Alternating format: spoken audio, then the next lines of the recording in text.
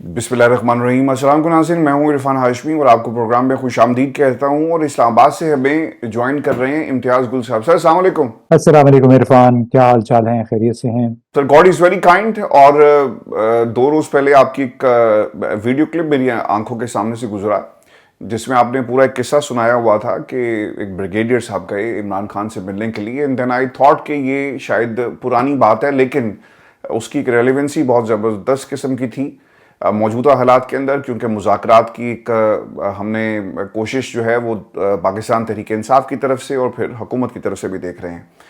अच्छा सर, एक तो हमें ये बताएं कि ये मुज़ाकरात किस हद तक आपको संजीदा नज़र आते हैं? बिकॉज अगर आप मुझसे ये सवाल करें, मैं बाहर बैठकर जब दोनों तरफ से खबरें सुनता हूँ, लोगों से बात करता हूँ, तो पता ये चलता है कि सलमान अकरम राजा साहब गायब हैं, पहली मीटिंग में नहीं गए।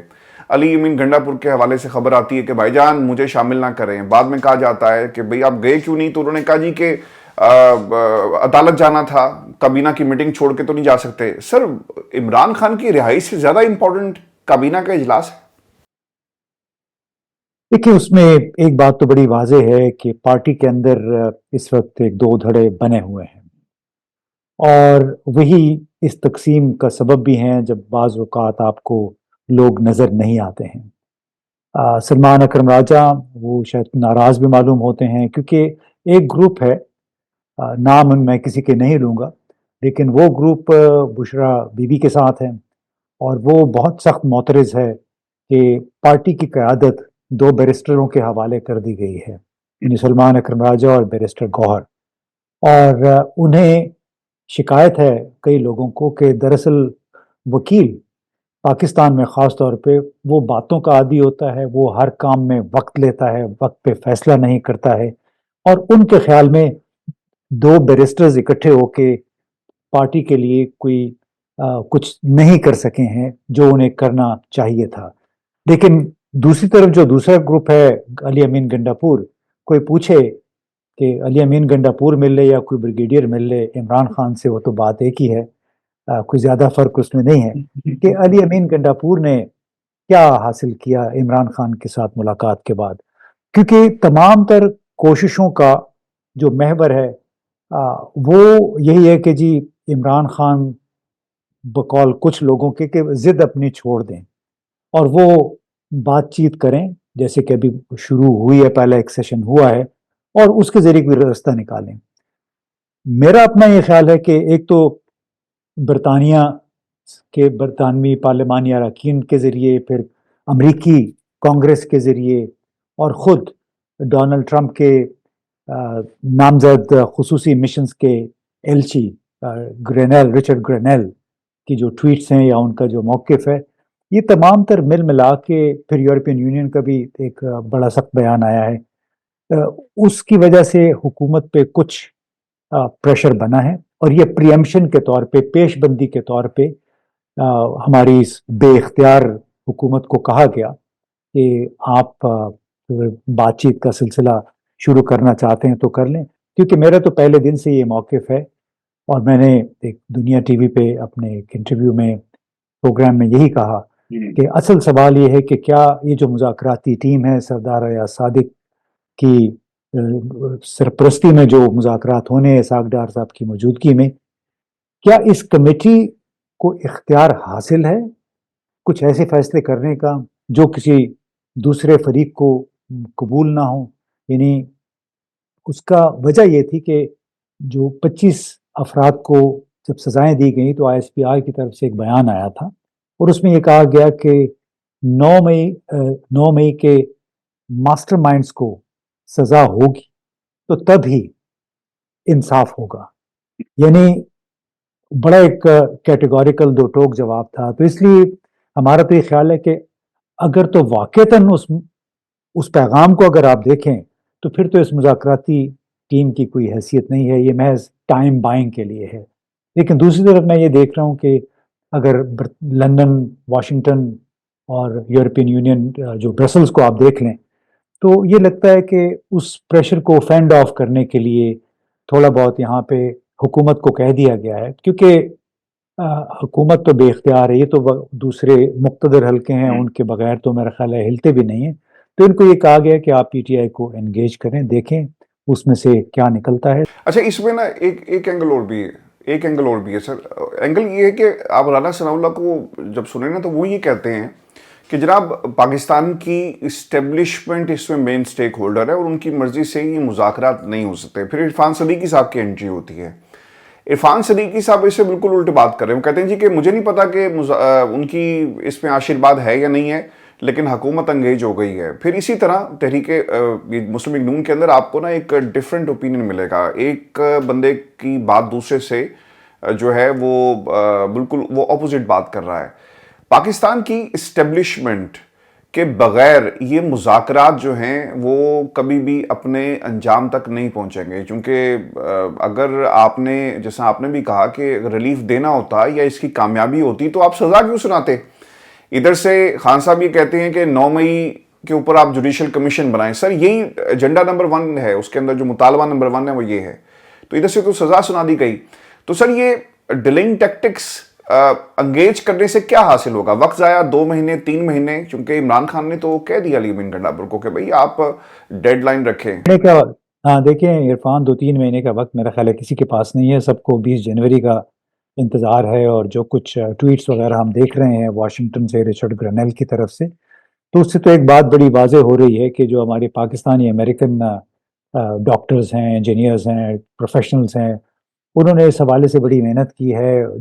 ٹرمپ کی ٹیم کو باقاعدہ انہوں نے فیڈ کیا ہے, اور جتنے جو ٹویٹس آئے ہیں میں سمجھتا ہوں یہ ڈونلڈ ٹرمپ کی باقاعدہ پالیسی کا حصہ بن کے ہمیں سننے کو ملیں گے. اب پاکستان کے حوالے سے ڈونلڈ ٹرمپ کی پالیسی کیا بنتی ہے, عمران خان کے حوالے سے وہ کیا کہتے ہیں, ہمیں بہت جلد پتہ چل جائے گا.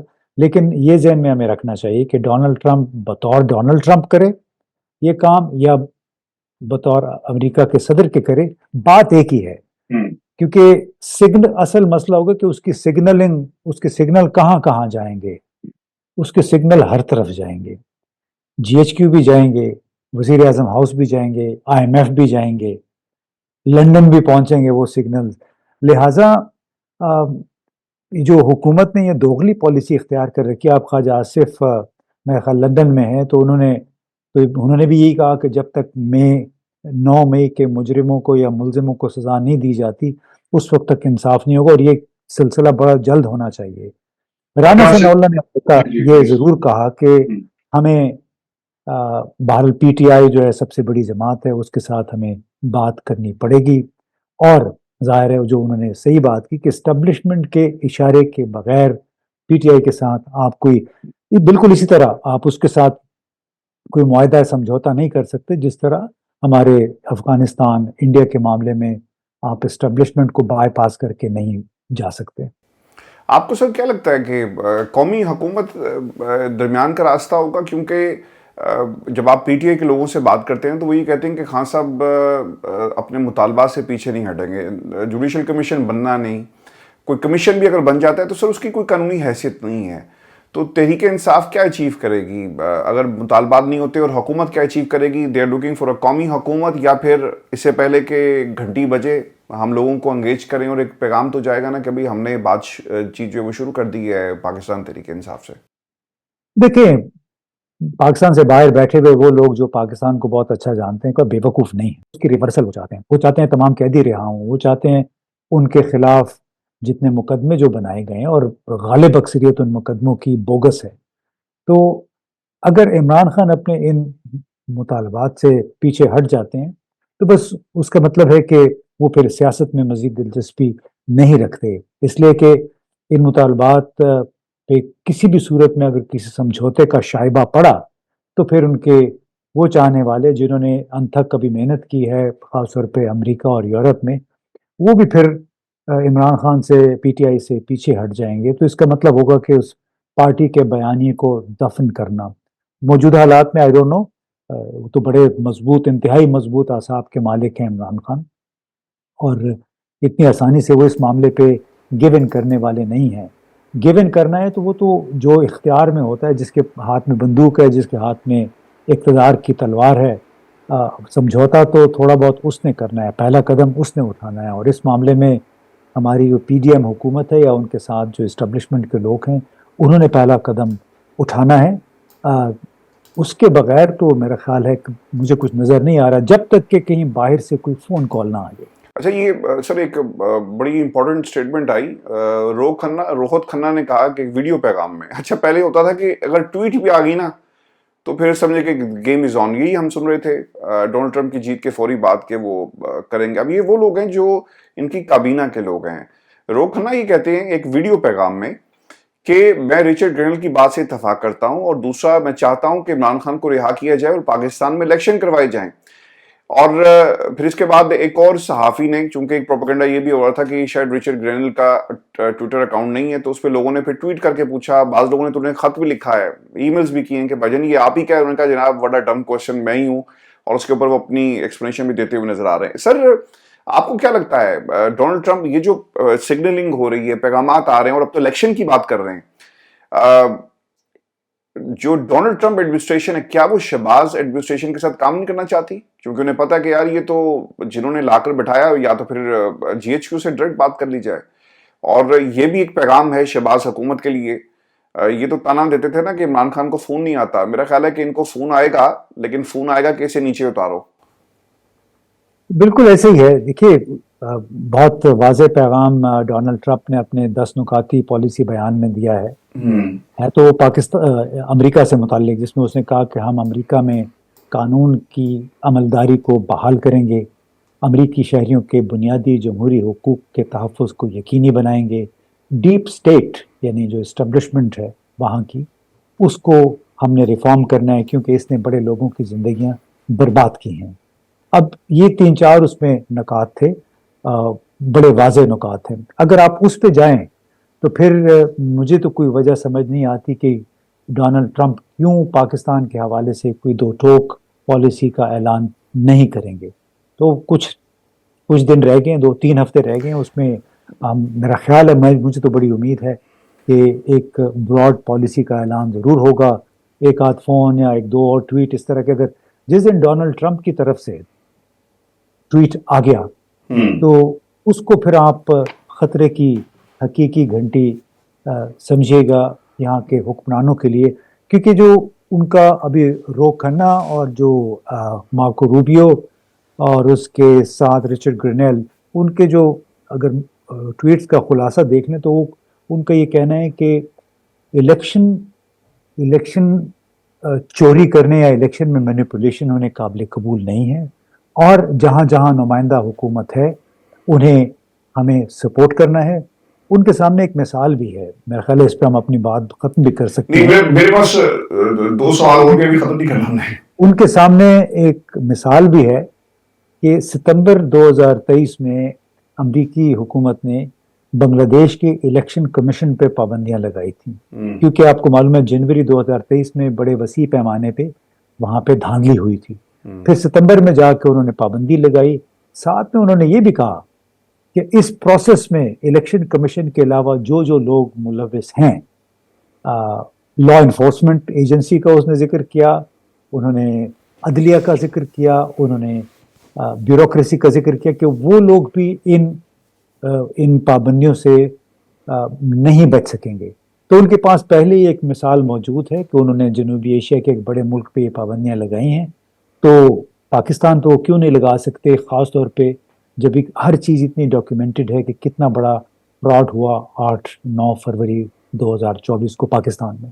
نہیں وہ خیر امریکہ نے کہا بھی تھا کہ ہم جو انسانی حقوق کی خلاف ورزیاں جنہوں نے کی ہیں, اور پھر ڈونلڈ ٹرمپ نے بھی اپنے اس ایجنڈے میں اس چیز کو رکھا ہے. سر یہ بتائیں کیونکہ یہ سوال بھی کسی کا تھا, کیونکہ میں نے تو اس پہ پروگرام کر دیا آپ کا کلپ دیکھنے کے بعد. What exactly happened? بریگیڈیئر صاحب جا کر کیا کہتے ہیں عمران خان کو, کیا ہوا تھا یہ معاملہ؟ وہ کہتے ہیں بس آپ اپنی ٹون ذرا تبدیل کر لیں, اپنے ٹویٹر ہینڈل کا آپ کا جو ہے اس کے اوپر زبان اتنی زیادہ سخت نہ استعمال کریں, اور یہ کچھ 2-3 مطالبے ہیں. جب آپ لوگوں کو ان کے بقول کہا جاتا ہے کہ ہمیں گالیاں دیتے ہیں, تو یہ گالیاں دینا بند کر دیں, تو پھر آپ کچھ سوچا جا سکتا ہے. لیکن ان کو جواب ایک ہی, ہر بندے کو ایک ہی جواب ملا ہے کہ بھئی قیدیوں کی رہائی, کیسوں کا خاتمہ, جوڈیشل کمیشن 9 مئی کے حوالے سے, اور الیکشن نتائج کی ریورسل, یعنی ان کو آپ نے واپس کرنا ہے, ہمیں जो कहते हैं ना चोरी शुदा मैंडेट वापस करना है, उसके अलावा उससे कम पे मेरा ख्याल है इमरान खान शायद वो जान पे खेल जाएगा। इन बुनियादी बातों पे अगर उसने समझौता कर लिया, हमने पहले भी कहा कि फिर उसकी सियासत खत्म हो जाएगी।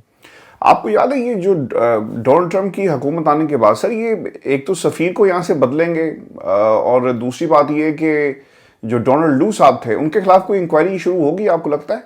क्योंकि ये बाइडन इंतज़ामिया के ऊपर एक इल्ज़ाम है तो सही कि उन्होंने हुकूमत कराई, और डोनाल्ड ट्रंप देखें कैपिटल हिल के लोगों को माफ़ी के ऐलान की बात हो रही थी कि इससे पहले कि डोनाल्ड ट्रंप आकर ऐलान करें कि मैं माफ़ कर रहा हूँ, ये सोचना शुरू कर दिया वाइट हाउस ने कि बाइडन एडमिनिस्ट्रेशन ने कि उनको रिहा कर दिया जाए, आम माफ़ी दे दी जाए और इंतकामी कार्रवाइयाँ ये ना हो कि शुरू हो जाएं डोनाल्ड ट्रंप के आने के बाद। तो आपको लगता ही है कि यहाँ पर भी वो कार्रवाई करेंगे उसके खिलाफ?